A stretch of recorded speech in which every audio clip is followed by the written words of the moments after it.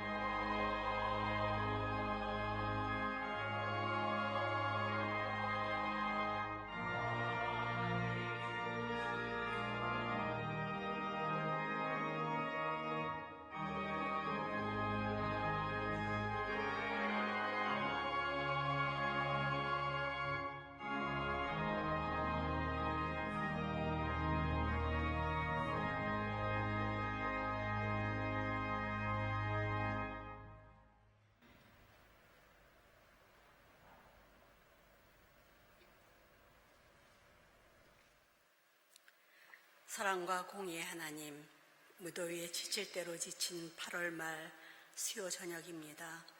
당신의 전에 나와 하나님께 찬양드리고 주님의 말씀을 들음으로 저희의 삶을 되돌아보는 시간을 갖고자 합니다. 하나님을 믿고 주님의 제자가 되고자 늘 다짐하지만 본시 자기 보호 본능이 강한 저희들은 하나님의 뜻에 따라 살기보다는 늘 나의 안위만을 위해 살고 있음을 고백합니다. 용서없소서. 주님의 가르침을 열심히 배우고 따르고자 하지만 어느새 저희들은 나만을 위한 전지전능의 하나님을 만들어 우상으로 섬기는 죄를 범하곤 합니다. 유일하신 하나님을 믿는다 하지만 각자의 하나님을 믿고 있습니다. 이웃사랑을 온운하지만 나의 뜻과 다르면 믿음의 공동체 안에서도 서로 외면하고 사랑으로 품고 이해하기 힘든 저희들입니다. 저희의 잘못을 용서하여 주시옵고 십자가에 못 박히시기까지 저희를 사랑하신 주님을 다시금 생각하고 깨닫게 성령님 도와주시옵소서.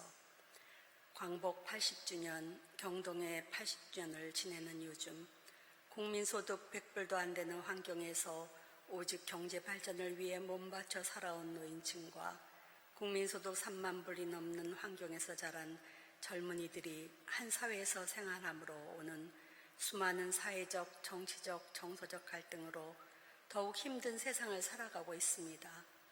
통신의 발달로 먼 나라에서 일어나는 전쟁과 기후대란 등도 남의 일이 아닌 것이 되어 저희들의 삶을 더욱 불안과 걱정으로 몰아갑니다. 그러나 당신의 창조 이래 변하지 않는 진리와 공의가 있음을 저희는 압니다. 아버지의 뜻이 하늘에서와 같이 땅에서도 이루어지게 하시려고 당신의 형상을 닮은 저희들을 이 땅에 나게 하셨으며 또 언제 어디서든지 나를 부르고 호소하면 찾아와 도와주시겠다는 당신을 믿는 믿음으로 저희의 삶을 지켜나가게 도와주시옵소서.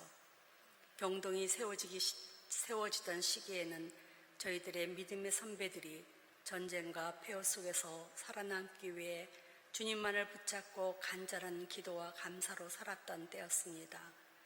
경동의 청년들이 부모 손에 이끌려 아무 생각 없이 교회에 나올 것이 아니라 직접 하나님을 만나고 직접 하나님의 음성을 듣는 역사가 이곳에 일어나 고난도 축복임을 깨닫는 살아있는 공동체 되게 하옵소서. 경제는 급성장하여 전 세계적으로 KK 하지만 그에 따른 상대적인 빈곤으로 인한 상실감과 무한 경쟁으로 내몰려 어떻게 살아야 할지 몰라 생을 포기하는 사람이 날로 증가하고 있답니다.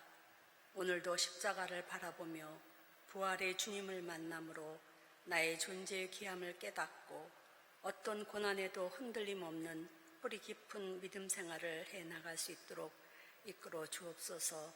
우리 한 사람 한 사람이 주님의 향기를 뿜어내는 자로서 이 삭막한 세상에 빛과 소금이 되도록 성령님 도와주소서.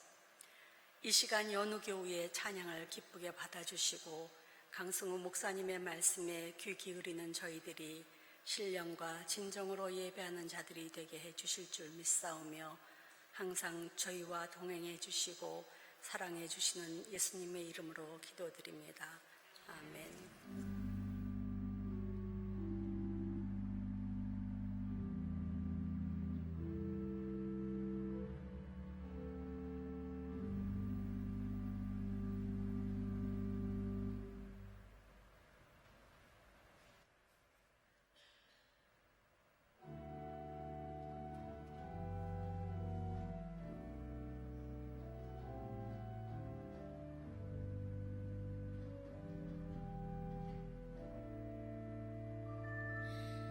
하늘을 볼 겨를도 없이 정신없이 세상을 살다가 마음의 먹먹함이 내 삶을 짓누를 때 그제서야 주님을 찾습니다. 행복을 느낄 겨를도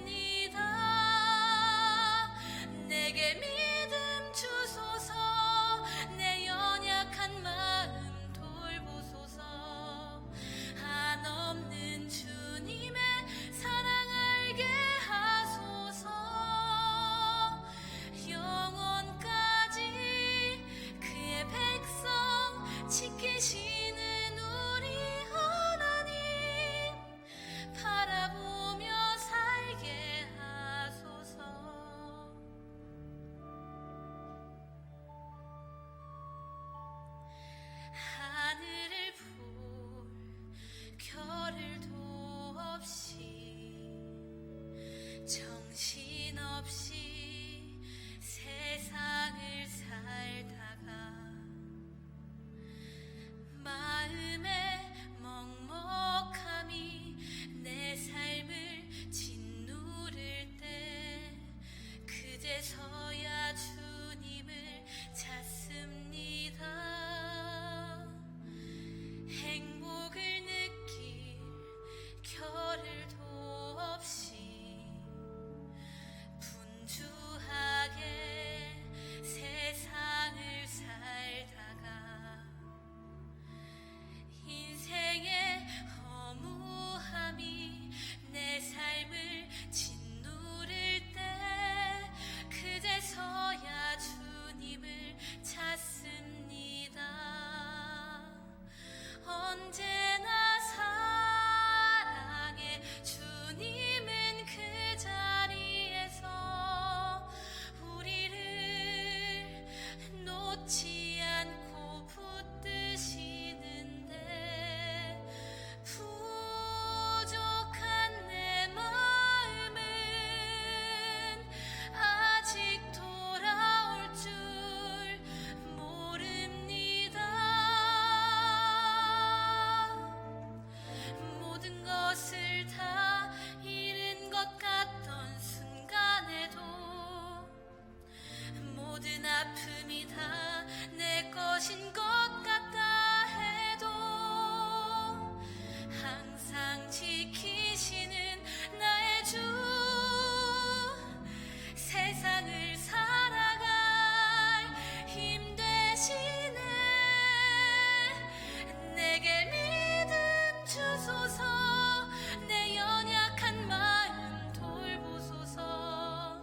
한없는 주님의 사랑 알게 하소서. 영원까지 그의 백성 지키시는 우리 하나님 바라보며 살게 하소서. 바라보며 살게 하소서. 하늘 보며 살게 하소서.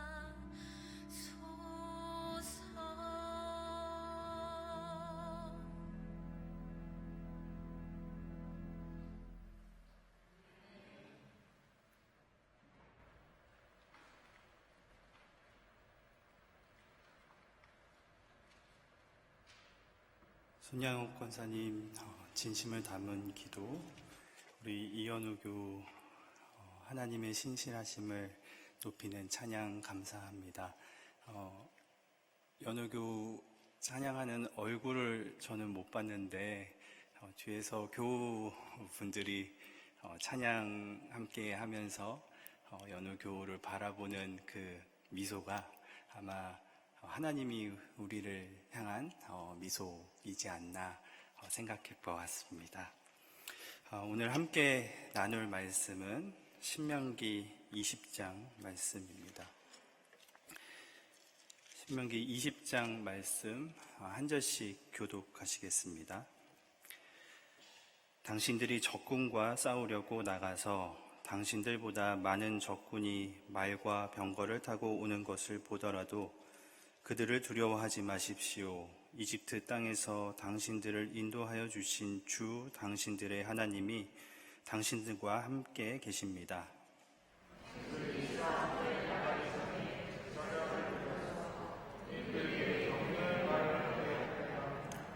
제사장은 군인들을 다음과 같이 격려하십시오. 이스라엘아 들어라. 오늘 너희가 너희의 대적과 싸우러 나갈 때에 마음에 겁내지 말며 무서워하지 말며 당황하지 말며 그들 앞에서 떨지 말아라.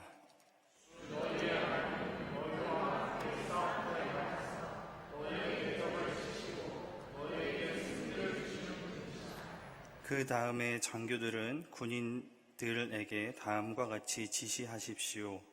너희 가운데 집을 짓고 준공식을 하지 못한 사람이 있으면 누구든지 집으로 돌아가거라. 그가 전사함으로써 다른 사람이 준공식을 하는 일이 없도록 하여라.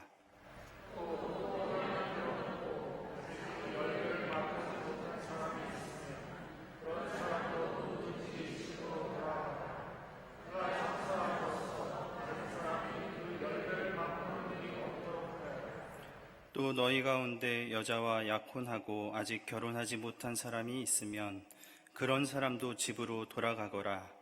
그가 전사함으로써 다른 사람이 그 여자와 결혼하는 일이 없도록 하여라.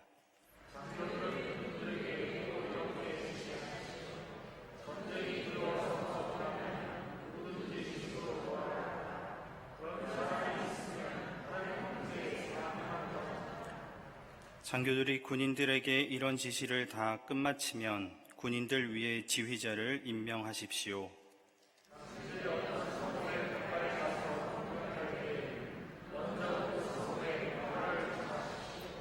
만일 그 성읍 백성이 평화 제의를 받아들이고 당신들에게 성문을 열거든 그 성 안에 있는 백성을 당신들의 노비로 삼고 당신들을 섬기게 하십시오.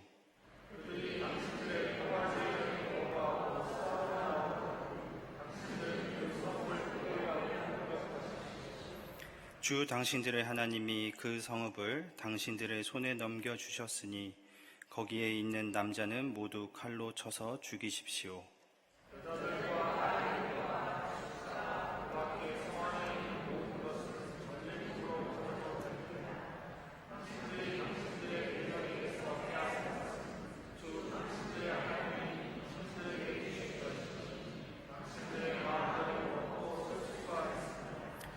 당신들의 주변 민족들의 성읍에 딸리지 아니한 당신들로부터 먼 거리에 있는 성읍들에도 이렇게 하여야 합니다.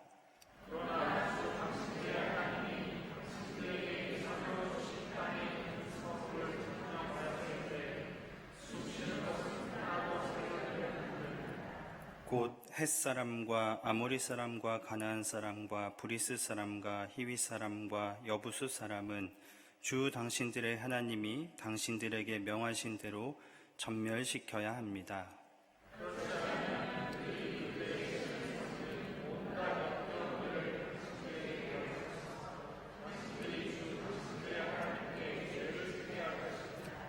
당신들이 한 성읍을 점령하려고 둘러싸서 공격하는데 오랜 기간이 걸리더라도 거기에 있는 과일나무를 도끼로 마구 찍어서는 안 됩니다. 과일은 따서 먹도록 하십시오. 그러나 나무를 찍어버리지는 마십시오.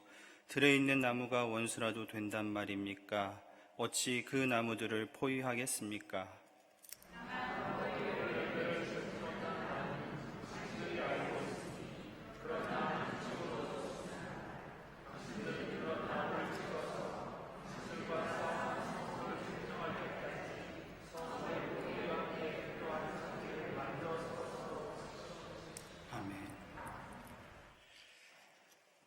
신명기 20장은 전쟁에 관한 법이라는 소제목이 붙어 있는 말씀입니다. 신명기는 가나안이라는 약속의 땅을 향해 가는 출애굽 2세들에게 모세를 통하여 주시는 하나님의 두 번째 말씀입니다. 하나님께서는 신명기 말씀을 통해 광야에서 40년간 이들의 선조들인 출애굽 1세대, 즉 오늘 모세의 말씀을 듣고 있는 이들의 선조들에게 어떤 은혜를 베풀어 주셨는지를 기억하게 하시고 이제 이 출애굽 2세들이 약속의 땅 가나안에 들어갔을 때 하나님께서 또 그들에게 어떤 은혜를 베풀어 주신 것인가, 이 말씀을 통해 그들로 하여금 기대하게 만드는 것, 이것이 바로 신명기 말씀이 기록된 목적이라고 할 수 있습니다. 마찬가지로 우리에게 전해지는 하나님의 말씀 역시 지금까지 우리로 하여금 살아온 지난날을 되돌아보게 하며 그 안에 하나님께서 베풀어 주신 은혜를 기억하게 하고 또 앞으로 미래에 대한 하나님의 은혜를 기대하며 살게끔 하는 데 있다고 할 수 있습니다. 오늘 말씀은 1절에서 4절, 그리고 5절에서 8절, 9절에서 18절, 19절과 20절, 이렇게 네 부분으로 나누어서 전쟁에 관한 법에 대한 그 내용과 말씀의 의미를 함께 생각해 보도록 하겠습니다. 1절 말씀은 이렇게 시작합니다. 당신들이 적군과 싸우려고 나가서 당신들보다 많은 적군이 말과 병거를 타고 오는 것을 보더라도 그들을 두려워하지 마십시오. 지금 모세가 하나님의 말씀을 전하고 있는 자리는 가나안에 들어가기 직전입니다. 가나안은 지리적으로 북쪽에는 아수르, 바빌론이, 남쪽에는 이집트가 자리하고 있었고 서쪽으로는 지중해와 맞닿은 지역입니다. 그러니까 아래에는 나일강 문명이 아래서부터 밀고 올라오고 또 위쪽에서는 유프라테스강 문명이 치고 내려오는 커다란 세력의 각축장이 바로 가나안이었습니다. 그 지역에 이미 이집트에서 400여 년 가까운 세월을 노예로 살았던 민족, 자기 삶을 단 한 번도 스스로 살아보지 못한 민족이 이제 적군과 싸워야 하는 상황에 놓였습니다.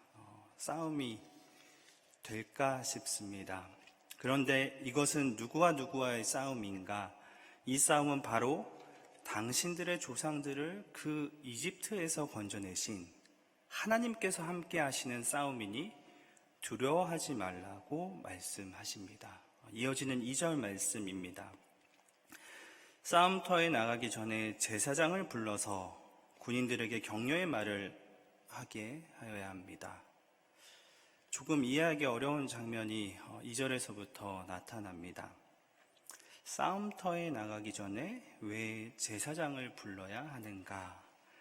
싸움터에 나가기 전에는 소대장이든 중대장이든 어떤 장교들, 군인들이 차례로 사기를 끌어올리는 말을 해야 하는 것이 일반적인 상식인데 제사장부터 등장시킵니다. 당시 제사장은 단순히 제사만 드리는 역할을 감당하지는 않았습니다. 민수기 31장 6절에서 저희가 이미 살펴보았듯 모세가 제사장 엘르아살의 아들 비느하스를 군사들과 함께 전쟁터에 참여하게 하는 장면이 나옵니다. 비느하스처럼 군사들과 함께 전쟁터에 참여하는 제사장을 유대 랍비들은 전쟁을 위하여 기름 부음 받은 자라고 부르기도 했습니다. 그런데 이 2절 말씀을 개역개정으로 읽어보면 우리가 읽은 새번역 성경에 빠져있는 내용이 있습니다. 새번역 성경은 당신들이 싸움터에 나가기 전에 제사장을 불러서 그리고 나서 제사장으로 하여금 군인들에게 격려의 말을 하게 해야 한다고 되어 있는데 개역개정은 이렇게 되어 있습니다. 너희가 싸울 곳에 가까이 가면 제사장은 백성에게 나아가서 고하여. 히브리 원문을 보아도 너희가 싸울 곳에 가까이 가거든 제사장은 백성에게 나아가서 고하여.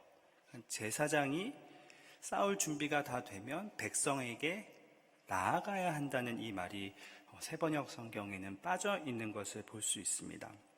그러니까 전쟁 준비가 다 되면 제사장을 불렀을 때 제사장이 해야 하는 두 가지 일이 동사로 나타나는데 하나는 백성에게 나아가는 것, 다른 한 가지는 백성에게 말하는 것입니다.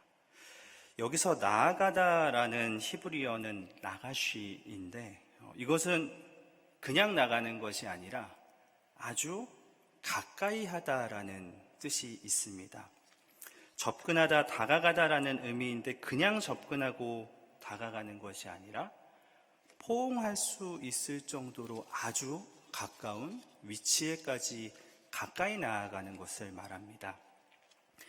창세기 44장을 보시면 애굽의 총리가 된 요셉을 형들이 모르고 찾아왔다가 돌아갈 때 요셉이 은잔을 곡식자루에 숨기는 장면이 나옵니다. 여기서 베냐민의 자루에서 그 은잔이 나오자 유다가 나서서 요셉에게 간청하는 장면이 나옵니다. 이때 유다가 요셉에게 가까이 가서 간청하다 이렇게 되어 있습니다. 또 창세기 18장에 보시면 소돔과 고모라의 멸망을 막기 위해 하나님과 아브라함이 계속 대화하는 장면을 기억하실 것입니다. 이때도 아브라함이 하나님께 간청하기 위해 하나님께 가까이 가다, 이 나가시라는 동사가 사용됩니다. 갈 수 있는 최대한의 거리까지 가까이 가는 것, 이것이 바로 나가시입니다. 어떤 의미로 제사장이 백성들에게 나아가는지 이해가 되실 것이라 생각합니다. 또 하나의 동사 다베르는 말하다입니다. 특별히 친밀하게 말하는 것, 마음이 통하는 의미로 격려할 때 사용하는 말이 바로 이 다베르 말하다입니다. 말하는 것의 내용은 하나님의 말씀입니다.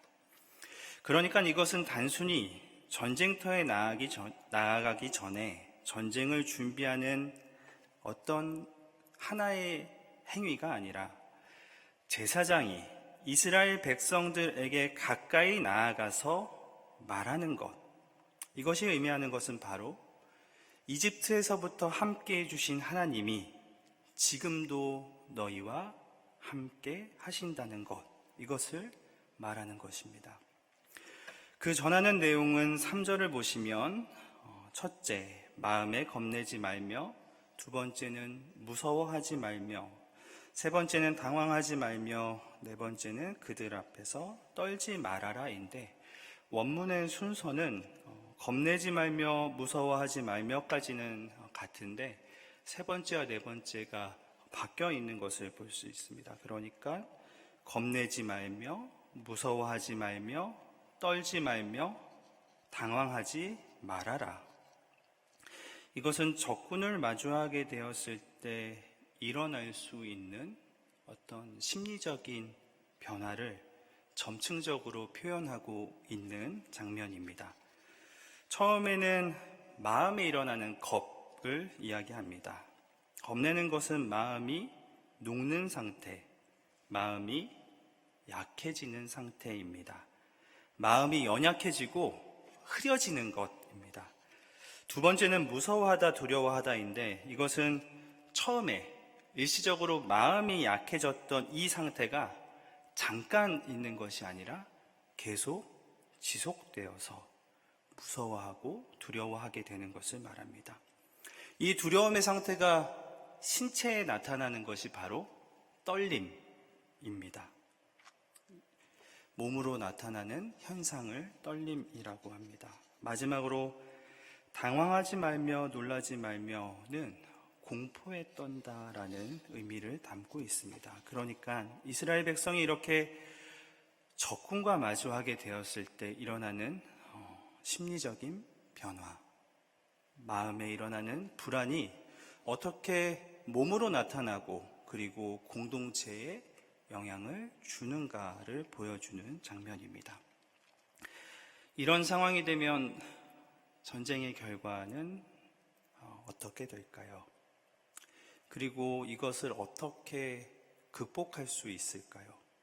어떻게 이런 상태를 이겨낼 수 있을까요? 이 말씀을 잘못 오해하면 용기를 갖자, 조금 더 담대해지자, 그래야 우리는 전쟁에서 승리할 수 있다라고 생각할 수도 있는데, 하나님께서 이스라엘에게 이스라엘이 지켜야 할 전쟁법을 통해 말씀하고자 하시는 것은 하나님을 신뢰하는가의 문제입니다. 이집트에서 건져내셨고 광야를 인도하신 하나님을 신뢰하는가? 이것을 묻고 있는 것입니다. 눈에는 비록 자기 자신들보다 더 많은 적군들이 말과 병거를 타고 오는 것을 볼 때 어떻게 두렵지 않을 수가 있겠습니까? 어떻게 떨리지 않고 무서운 마음이 생기지 않을 수 있을까요? 그럼에도 불구하고 연약하고 부족하지만 세상의 기준으로 볼 때는 불가능하지만 하나님을 믿는가? 하나님을 지금 신뢰하고 있는가? 바로 이것을 묻고 강조하는 것입니다. 4절 말씀을 보시면 주 너희의 하나님은 너희와 함께 싸움터에 나가서 너희의 대적을 치시고 너희에게 승리를 주시는 분이다. 하나님께서 함께 하신다는 것입니다. 두려움을 이겨낼 수 있는 근거, 떨지 않고 나아갈 수 있는 근거는 우리 안에 생기는 어떤 용기와 담대함 때문이 아니라 바로 하나님께서 이 전쟁의 주체이시자 이 전쟁을 주관하심을 신뢰하고 있는가? 그 믿음에서부터 이 전쟁을 나아갈 수 있다는 것을 이야기하고 있습니다.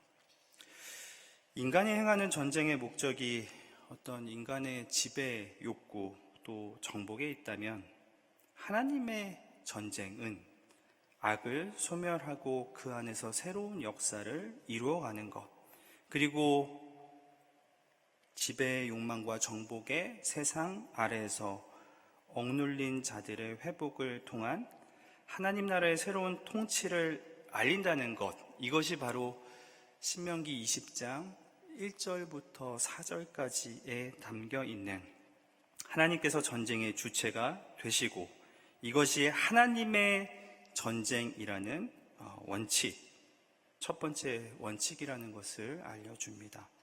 그런 의미가 있기 때문에 전쟁을 처음 시작할 때 제사장을 앞에 세운다는 것을 기억해야 합니다. 두 번째 원칙은 5절부터 8절까지의 말씀을 통해 확인할 수 있습니다. 제사장을 통한 격려와 종교의식이 끝나고 나면 제사장의 역할은 끝나고 이제 장교들이 다음 명령을 지시합니다. 그런데 장교들이 행하는 임무는 군대에서 제외되는 군 면제 받는 백성들을 가려내는 일입니다. 4가지 조건에 대해서 이야기하는데 첫 번째는 집을 짓고 준공식을 하지 못한 사람. 준공식은 낙성식이라고도 하는데 봉헌하다라는 뜻이 있습니다. 건축을 하고 완공 후에 이를 기념하며 하나님께 드리는 감사 예식을 준공식, 낙성식이라고 합니다. 지난주간에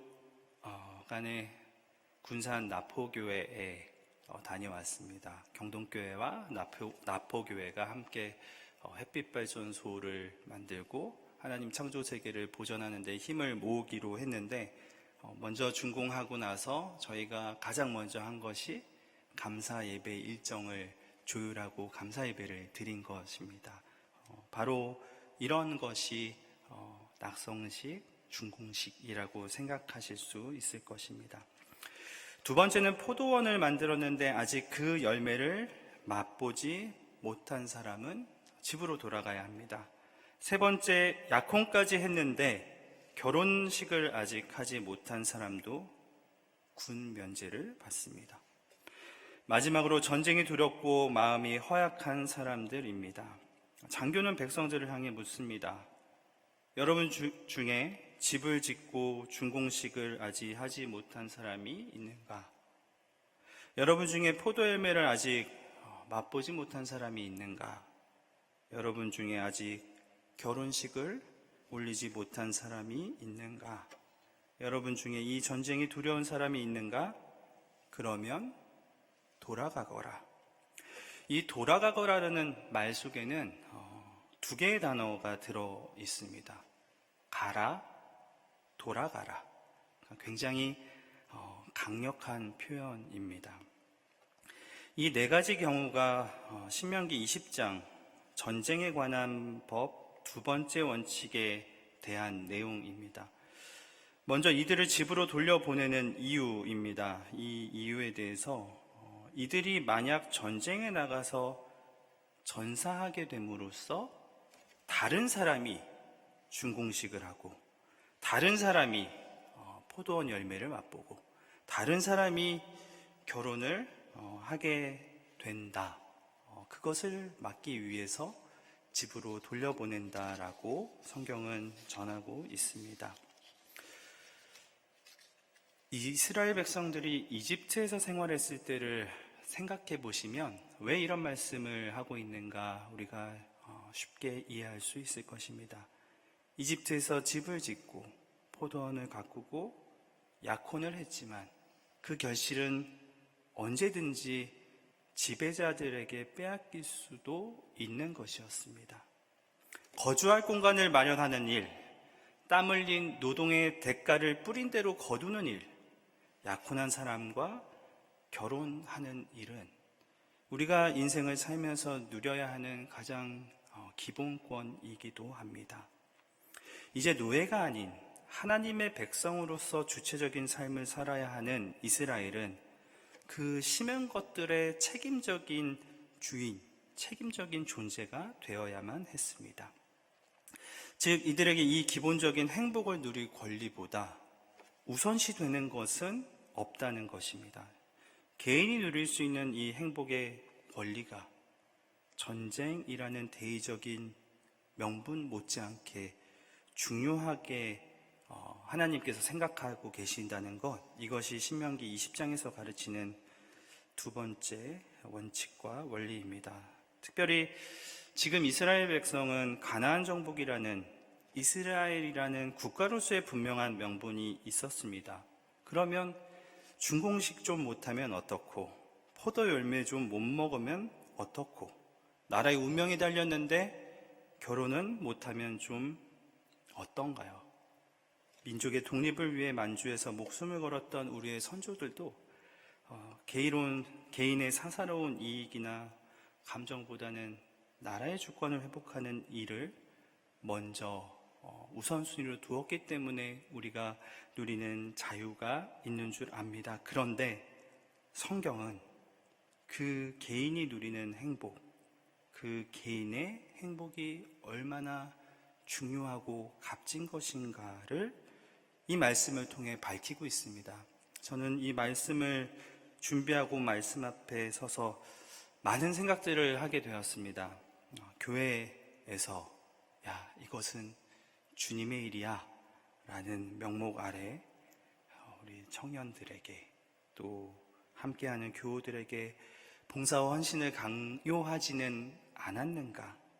하나님께서는 이것보다도 먼저 개개인이 가지고 있는 신앙의 자유와 그 안에서 하나님과 만나는 교제, 이것이 주는 행복을 중요하고 소중하게 여기신다는 것을 이 말씀을 통해 깨달을 수 있었습니다. 그것을 침해하는 명분과 권리는 누구에게도 없다는 것, 바로 이것이 전쟁법이 우리에게 전하는 두 번째 원칙입니다. 이제 본격적으로 전쟁에 대한 법을 설명합니다. 10절은 당신들이 어떤 성읍에 가까이 가서 공격할 때에는 먼저 그 성읍의 평화를 청하십시오. 이렇게 되어 있는데 전쟁을 이야기하면서 가장 먼저 이야기하는 것이 평화라는 것, 이것이 좀 낯설게 다가옵니다. 왜 전쟁을 하려고 하면서 먼저 평화를 청하라고 하는 것일까요? 여기에는 우리말 성경에는 잘 드러나지 않는 히브리어 문법의 표현이 숨겨져 있습니다. 당신들이 어떤 성읍에 가까이 가서 공격할 때에는, 개역개정은 내가 어떤 성읍으로 나아가서 치려할 때에는, 다른 우리말 성경을 보아도 치려하다, 공격하다 이렇게 다 능동의 표현으로 되어 있습니다. 그런데 실제로 히브리어 원문을 보면 이 공격할 때, 치려할 때가 수동태로 되어 있습니다. 그러니까 이것이 무슨 이야기냐? 당신들이 어떤 성읍에 가까이 가서 공격할 수밖에 없을 때, 불가피하게 전쟁을 하게 될 수밖에 없을 때, 그때는 그 성읍에 평화를 청하십시오. 평화를 청한다는 말은 능동형으로 되어 있습니다.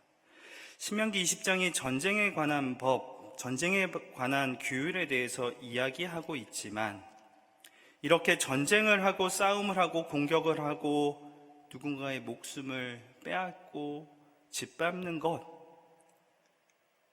이것보다 우선시 돼야 하는 것, 그것은 평화라는 것입니다. 전쟁 자체가 하나님의 뜻과 계획과 목적이 있는 것이 아니라 바로 하나님의 뜻과 목적, 계획은 평화에 있다는 것을 알 수 있습니다. 여기서 우리가 한 가지 더 살펴보아야 할 것은 당신들이 어떤 성읍에 가까이 가서 공격할 때 먼저 그 성읍의 평화를 청하십시오 되어 있는데, 이 성읍이 어디인가?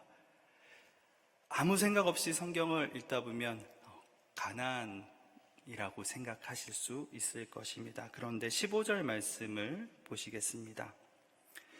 당신들의 주변 민족들의 성읍에 딸리지 아니한 당신들로부터 먼 거리에 있는 성읍에도 이렇게 하여야 합니다. 그러니까 10절부터 이어지는 이야기는 가나안 족속에서부터 멀리 떨어져 있는 백성들이 살고 있는 성읍에 대한 이야기를 하는 것입니다. 10절부터 기록되어 있는 이 전쟁법은 가나안 원주민들을 만났을 때가 아니라 이들의 문화와 문명으로부터 멀리 떨어져 있는 가나안의 우상 문화권으로부터 조금 멀리 떨어져 있는 성읍에, 그것도 먼저 가서 적극적으로 공격하는 것이 아니라 그들과 어쩔 수 없이 피치 못하게 전쟁이라는 것을 하게 되었을 때, 그때는 그 성읍에 먼저 해야 되는 것, 평화를 청하는 것이다. 이때 이들이 이 평화를 받아들일 수도 있고 평화의 제의를 거절할 수도 있습니다. 이 두 가지 경우에 대해서 11절부터 14절까지 구분하여 설명합니다. 먼저 평화의 제의를 받아들이는 경우입니다. 그럴 때 그 성 안에 있는 백성을 노비로 삼고 섬기게끔 합니다. 더 이상 전쟁을 통한 죽음이나 그 어떤 파괴도 허락되지 않습니다. 여기서 이루어지는 평화는 어떤 대등한 관계로서의 평화를 의미하는 것이 아니라 최소한의 평화, 전쟁이 없는 상태로서의 평화이며 생존이 보장되는 평화가 특징입니다. 두 번째 평화는 제의를 거부하는 경우입니다. 평화를 받아들이지 않고 이스라엘 백성과 싸우려고 나아가거든 그때는 그 성읍을 포위하고 공격하십시오. 거기에 있는 남자는 모두 칼로 쳐서 죽이십시오. 이것은 주 당신들의 하나님이 그 성읍을 당신들의 손에 넘겨주셨기 때문입니다. 손에 넘겨주셨다는 이 표현이 바로 첫 번째 대원칙이었던 하나님께서 주시는 승리, 하나님이 주관하시는 전쟁이라는 것입니다. 그리고 남자는 모두 칼로 쳐서 죽이는 반면 여자들과 아이들, 가축과 그 밖에 성 안에 있는 모든 것은 죽이는 것이 아니라 전리품으로 그 생명을 보존하게끔 하십니다. 우리는 헤렘을 무조건적인 진멸이라고 생각하지만 말씀을 보면 이렇게 경우에 따라 다양하게 또 상황에 따라 조건에 따라 다르게 적용된다는 것을 알 수 있습니다. 그런데 이제 이 16절을 보시면 세 번째 경우에 대해 이야기합니다. 그러나 주 당신들의 하나님이 당신들에게 유산으로 주신 땅에 있는 성읍을 점령하였을 때에는 15절까지는 가나안 중심 밖에 멀리 떠나 사는 성읍에 대한 법을 말씀하셨다면 바로 이 세 번째 경우가 헤렘법이 적용되는 경우입니다. 하나님께서 유산으로 주신 땅에 있는 성읍을 점령하였을 때에는 숨쉬는 것은 하나도 살려두면 안 됩니다. 남자는 물론 여자와 아이들, 가축과 그 밖에 성 안에 있는 모든 생명은 죽여야 합니다. 열외가 없습니다. 17절에는 헤렘의 대상이 되는 민족들의 명단이 차례로 나옵니다.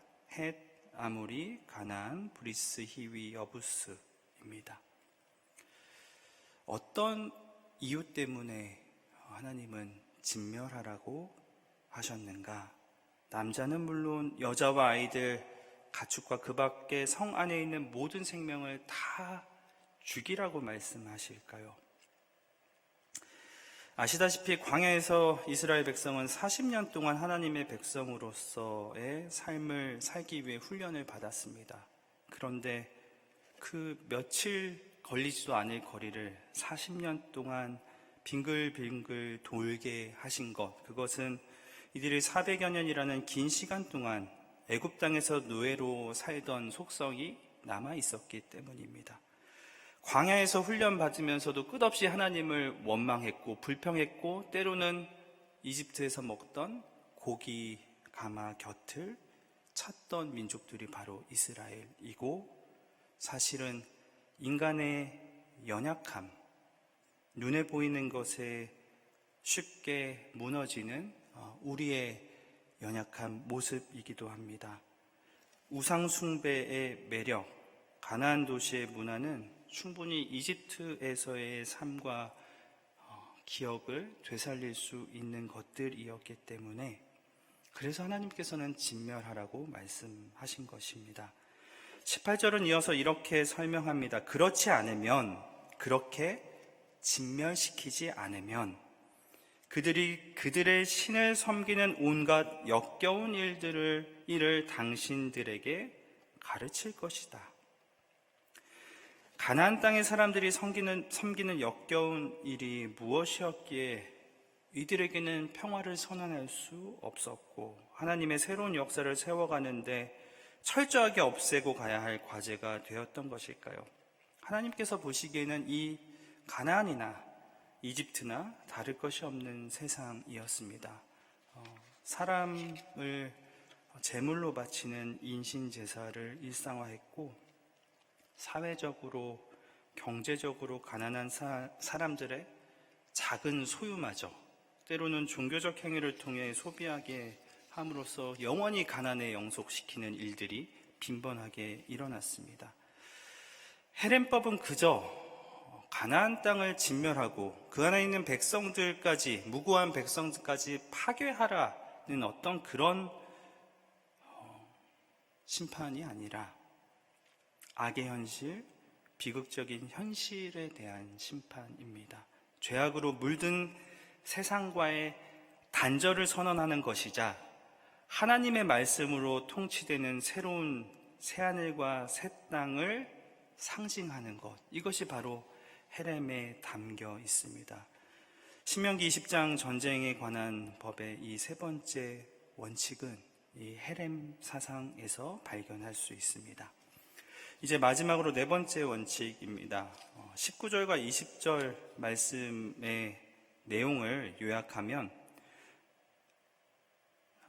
먹을 수 없는 열매를 맺지 못하는 나무는 베어서 전쟁하는데 도구로 사용할 수 있지만 과일나무는 함부로 파괴해서는 안 된다는 것입니다. 이 과일나무는 결국 땅의 생명을 유지하는 원천이 됩니다.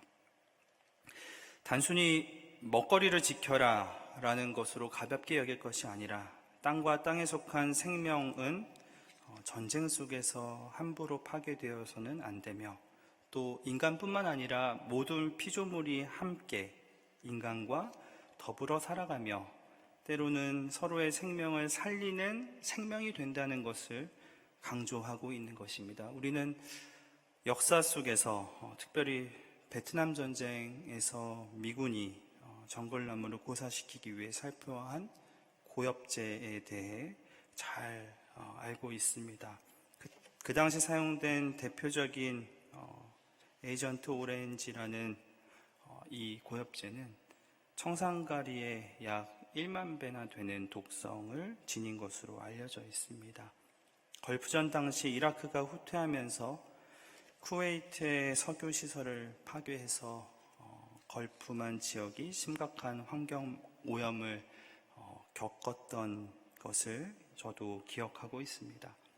고대 사회에서도 적의 농작물, 포도원과 올리브숲, 대추야자, 과수원을 황폐화시키는 관습이 당시 빈번했는데, 이와는 대조적으로 하나님께서는 이 네 번째 전쟁에 관한 원칙, 하나님께서 세상을 창조하시며 그리고 사람을 창조하시며 사람에게 맡기셨던 이 땅을 잘 다스리고 번성하게 하는 청지기의 사명을 잘 감당하는 것, 거기에서 다시 하나님의 나라를 세워가고 이어갈 수 있는 밑거름을 발견한다는 것을 우리는 이 네 번째 원칙을 통해 발견하고 깨닫게 됩니다. 이스라엘이 치르는 전쟁의 주체는 하나님이시다. 개인이 누려야 할 자유와 권리는 지켜져야 한다. 하지만 하나님이 기뻐하시지 않는 것은 철저하게 잘라내야 한다. 이렇게 세워지는 하나님 나라는 모든 피조물을 위한 나라이고 우리는 이 나라를 지키기 위해 청지기로 부름받았다. 이것이 신명기 20장 말씀이 우리에게 전하는 전쟁에 관한 네 가지 원칙과 의미입니다.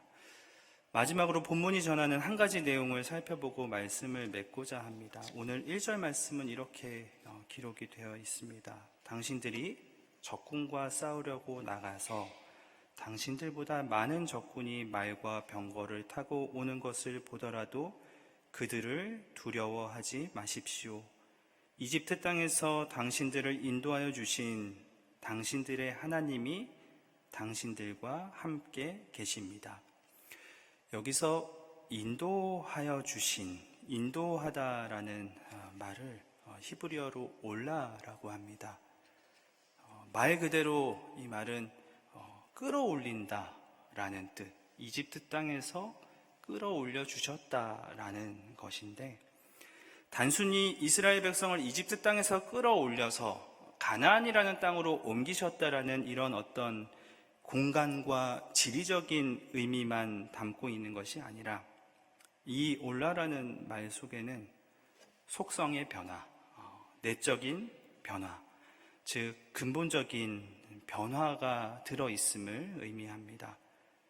그러니까 이집트에서 인도하신 하나님의 백성으로서의 변화를 말하는 것입니다. 공교롭게도 신명기 20장의 마지막 단어는 야라드, 함락시키다입니다. 전쟁법을 통해 알려주시는 하나님을 이집트에서 이 히브리 노예들을 올라오게끔 하신 분이라고 소개합니다. 히브리 노예들의 신분의 변화, 그 아래에서 신음하는 사람들의 존재가 변화됨을 말합니다. 그렇다면 이 마지막에 함락한다는 것은 무엇일까요? 굳어버린 구조적인 악, 지배 세력들의 각종 횡포, 하나님께서 보시기에 역겨운 그 모든 것들이 함락될 것이며 그 위에, 바로 그 위에 하나님의 새하늘과 새 땅, 새로운 질서가 이집트에서 끌어올려진 이 이스라엘 백성들과 함께 세워질 것이다. 이것이 바로 신명기 20장 전쟁법에서 우리가 반드시 기억해야 할 내용입니다.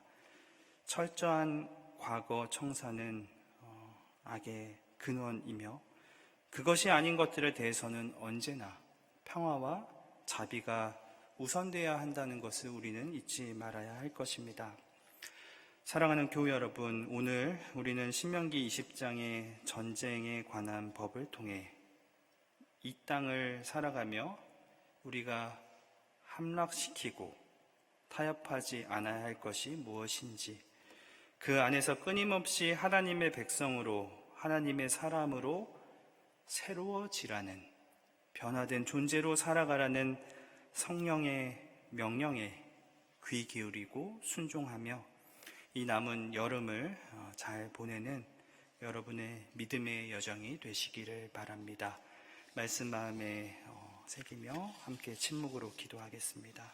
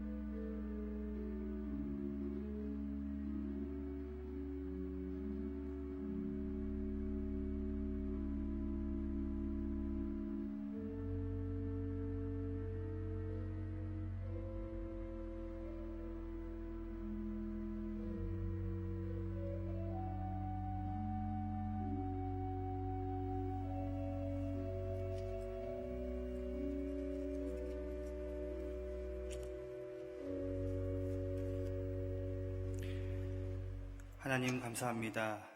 이 땅을 살아가며 하나님 주신 생명을 잘 이어가는 저희가 되도록 함락시키고 무너뜨려야 할 것은 무엇인지, 지키고 회복해야 할 것은 무엇인지 깨닫게 하옵소서. 무엇보다 눈에 보이는 세상 너머에서 세상을 다스리시고 통치하시는 하나님의 뜻을 바라보며 오직 하나님만 믿고 모험하는 저희가 되도록 성령께서 인도하여 주시옵소서. 저희의 작은 믿음의 결단이 이 땅에 하나님 나라를 세워가는데 귀하게 쓰임받는 씨앗이 되게 하옵소서. 감사하며 예수 그리스도 이름으로 기도합니다. 아멘.